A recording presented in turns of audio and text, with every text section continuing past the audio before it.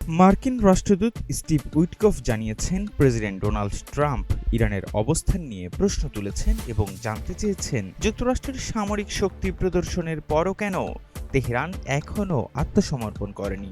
শনিবার ফক্স নিউজে ট্রাম্পের পুত্রবধূ লারা ট্রাম্পের সঙ্গে এক সাক্ষাৎকারে তিনি এমন মন্তব্য করেন।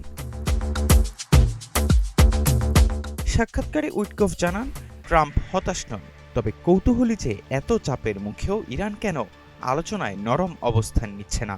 তিনি জানান, আমি আত্মসমর্পণ শব্দটি ব্যবহার করতে চাই না, কিন্তু কেন তারা আমাদের কাছে এসে বলছে না যে তারা অস্ত্র চায় না এবং কি করতে প্রস্তুত তা জানাচ্ছে না। তার মতে তেহরানকে সেই অবস্থানে আনা সহজ হচ্ছে না। জীবন অবাক না করলে কে করবে? 28% মিল্ক ফ্যাটের অবাক করার সাথে ফ্রেশ মিল্ক পাউডার। জীবন অবাক করুক প্রতিদিন। উইটকফ জানান, ওয়াশিংটন ইরানের উপর চাপ বাড়াতে মধ্যপ্রাচ্য অঞ্চলে 2টি বিমানবাহী রণতরী, যুদ্ধ বিমান ও বিভিন্ন অস্ত্র মোতায়েন করেছে।